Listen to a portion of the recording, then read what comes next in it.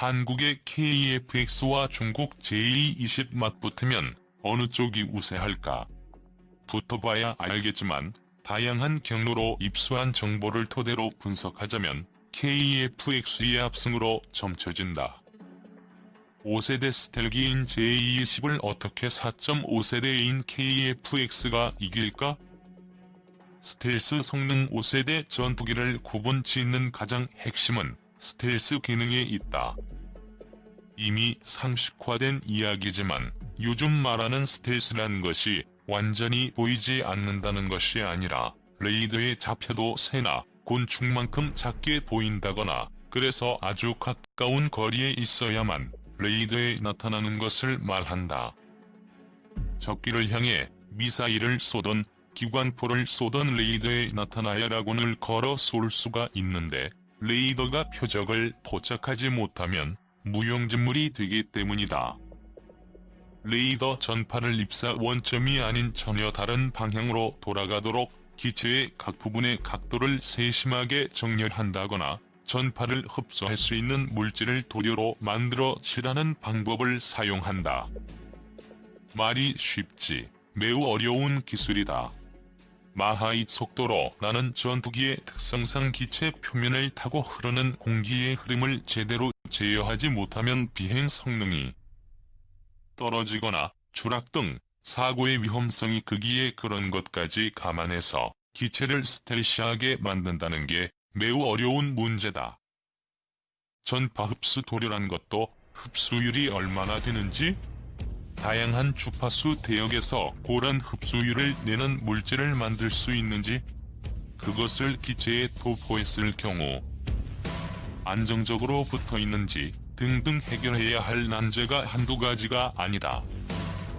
이 점에서 중국의 JE-20은 전문가들이 많은 회의적 분석을 하고 있다. 일단 기체 형태가 스텔스에 매우 불리한 델타의 카나드 형태라는 것이다. 기동 성능을 높이기 위해 앞쪽에 달아놓은 카나드가 스텔스성을 크게 떨어뜨리기 때문에 스텔스기에는 거의 적용하지 않는 형태다. 그도 그럴 것이 작년에 인도 측이 JE-20 레이더로 포착을 했는데 4세대 전투기만큼이나 크게 잡혔다고 한다.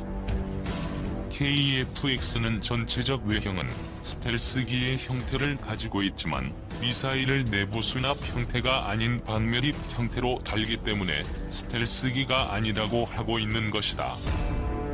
일단 그 점만 빼면 JE-20보다는 더 진전된 스텔스 형태를 취하고 있다. 그런데 우리가 주목할 것은 외형이 아니라 외피에 바르는 스텔스 도료에 있다. 지금 흘러나오는 정보에 의하면 우리가 개발한 스텔스 도료의 개발 역사는 의외로 길다.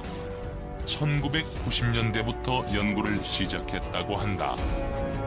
그동안 300여 종의 물질을 개발해냈는데 외국의 금속성 물질이 아니라 탄소융합 물질로서 비금속 소재다. 그리고 자연계에 존재하지 않는 인공 소재라고 한다. 다양한 주파수 대역에서 매우 뛰어난 전파 흡수율을 보이고 있고 이를 다중적층 필름 형태로 개발해서 F-35 등 외국의 스텔스 도료처럼 바르는 것이 아니고 필름을 부착하는 방식이라고 한다. 이미 오래 전부터 F-4 등 구형 전투기에 부착해 시험을 해왔다고 하는데 상세한 정보를 공개하지 않아 우리는 그 수준을 알 수가 없지만 매우 뛰어난 스텔스 성능을 보이고 있다고 한다. 비록 KF-X가 무장을 반매립하는 세미스텔스 형태이긴 하지만 중국의 JE-20보다 스텔스 성능에서 더 우세할 것이라고 전문가들은 보고 있다. 그리고 2030년대에 출고될 배치-3 버전부터는 완전한 스텔스로서 F-35보다 스텔스 성능이 더 뛰어난 것을 개발한다는 게 우리 계획이다. 레이더 성능 중국 JE-20의 레이더는 AESA 레이더로서 이스라엘 ELTAA사 제품이다. 개발된 지도 오래된 레이더로서 갈융비속의 제품인 것으로 알려져 있다. 내가 AESA 레이더를 설명하면 자주 언급했지만 갈륨기소 소자는 우리가 개발한 질화갈륨 소자에 비해서 성능이 떨어진다. 우리가 개발한 AESA 레이더는 미국, 일본만 적용하고 있는 질화갈륨 소자로 만든 것으로서 그 소자도 국산이며 미국이나 일본의 질화갈륨 반도체와 다른 기술로 만든 것으로서 성능이 더 뛰어나다. AESA 레이더를 먼저 개발하고 미국의 근접한 기술력을 자랑하는 이스라엘이 우리 AESA 레이더를 시험 평가를 하고 극찬을 하며 비밀에 붙이자고 할 정도의 기술이라면 승부는 끝난 것이지 않겠는가. 요즘 무기들은 보다 먼 거리에서 먼저 보고 먼저 쏘는 쪽이 승리하는 것이고 그 핵심이 레이더의 성능이라는 것은 상식이다. 이스라엘제 엘름이 1052 AESA 레이더의 경우 탐지거리가 160km, 모듈 수가 1290개라 한다. 그런데 우리 KEFX용 AESA는 더 뛰어난 소자로 낸 모듈이 1200에서 1300개일 것이라는 소리만 들린다. 정확한 것은 극비상황이 관계로 단어는 할 수 없지만 그 전기적 특성을 고려해 계산해보면 최소로 잡아도 200km는 넘는 탐지거리를 가지게 될 것이다. 계산상으로는 250km도 넘을 것이라고 보여지지만 애써 자랑할 필요성이 없을 것 같아 그냥 세간의 추측에 따르겠다. 이스라엘이 과연 자기들 스펙대로 중국에게 팔았을까? 그렇게 하도록 미국에 방관했을까? 이스라엘도 자국 기술로 무기를 개발해도 수출은 미국의 견제와 통제를 벗어나지 못하는 나라라는 사실을 감안하면 실제 중국의 JE-20의 AESA 레이더의 성능은 우리가 생각하는 구야일 것이라는 게 짐작된다. 경항모 사업 첫발, 전투기 수직이 착륙 핵심 기술 개발 착수. 군이 수직이 착륙기를 탑재할 수 있는 한국형 경항공모함의 핵심 기술 개발을 본격화한다. 방위사업청장은 27일 경항모 핵심 기술 개발 착수 회의를 개최한다고 밝혔다. 이는 경항모 도입 사업의 설계, 건조를 위한 핵심 기술을 산학년의 우수한 기술력을 활용해 본격적으로 국내 개발에 착수하는 첫 단계다. 경항모는 갑판 길이가 짧아 수직이 착륙 방식의 전투기가 필요하며 한국형 경항모에 탑재되는 전투기는 미국의 F-35B가 유력하다. 지난해 7월 경항모 소유가 결정되면서 우리 군은 수직이 착륙기라는 새로운 무기체계를 운영하게 된 것이다. 이에 따라 선제적으로 확보해야 하는 핵심 기술은 민관군 전문가들의 토의를 통해 결정했다. 선정된 핵심 기술은 수직이 착륙기 엔진에서 뿜어져 나오는 열이 온도가 1000도 이상이고 이를 견딜 수 있는 비행갑판 코팅제 등을 개발하는 것이다.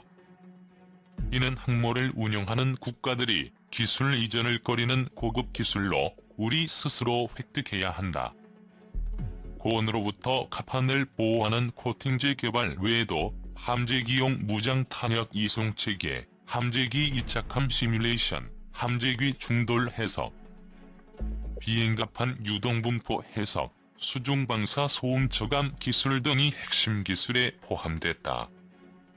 핵심 기술 개발을 담당할 주관기관은 국방과학연구소, 한국기계연구원, 항공우주연구원, 선박해양플랜트연구소, 재료연구소, 부산대학교, LIGNX1 등이 선정됐다. 김태현 방사청 상륙함 사업팀장은 경항모 핵심 기술은 개발 및 성능 시험 등의 과정을 거쳐 2024년까지 개발을 완료할 계획이라며 선진국 기술과 비교해도 손색 없는 수준까지 완성도를 높여갈 수 있도록 사업관리자, 개발자 모두 최선을 다할 것이라고 말했다. 경항모 사업 속도 풀어야 할 숙제 3가지. 해군의 3만 톤급 경항공모함 확보 사업이 본격적으로 시작된다. 군 안팎에서는 주변국들의 해군력에 대응하기 위해서는 경항공모함이 필요하지만 비용, 건조기술, 경항모 보유 타당성 등을 따져봐야 한다는 지적도 나온다. 27일 방위사업청은 경항모 핵심기술 개발 착수회의를 개최하고 경항모 핵심기술 확보 방안과 개발 계획을 검토할 예정이라고 밝혔다. 경항모를 운영하기 위해서는 호위함, 전투함 등 전투단을 꾸려야 하고 이를 호위할 잠수함과 정찰 자산이 필요하다. 적이 대함 미사일과 어뢰의 공격을 방어하기 위해서다. 미국의 핵항모단도 니미츠 항공모함, 순영함 프린스턴함, 순영함 초신함, 핵추진 잠수함 1에서 2척, 대형 군수지원함 1척으로 구성한다. 문제는 비용이다.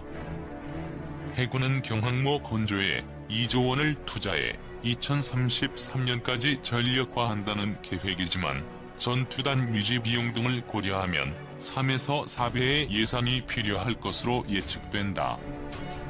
기술력도 문제다. 해군은 지난 15일 국정감사를 통해 경항모는 수직 이착륙이 가능한 F-35B 전투기 20여 대를 탑재할 수 있게 설계한다고 밝힌 바 있다. F-35B 전투기가 이착륙하기 위해서는 F-35B가 내뿜는 1000도 이상의 열을 견딜 수 있는 비행갑함이 필요하다. 방사청은 국내 기술로 개발하겠다는 방침이지만 기술 개발에 실패할 경우 F-35B 도입마저 무산될 수 있다.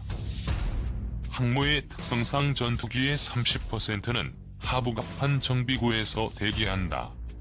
경납고에서 비행갑판으로 이동시킬 리프트 제작 기술 개발도 미지수다.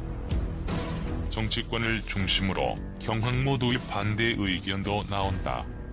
문재인 대통령은 지난해 국군의 날 기념식에서 경항모를 언급하며 최첨단 방위 체계로 우리 군은 어떠한 잠재적 안보 위협에도 주도적으로 대응하게 될 것이라고 기대감을 표명했다.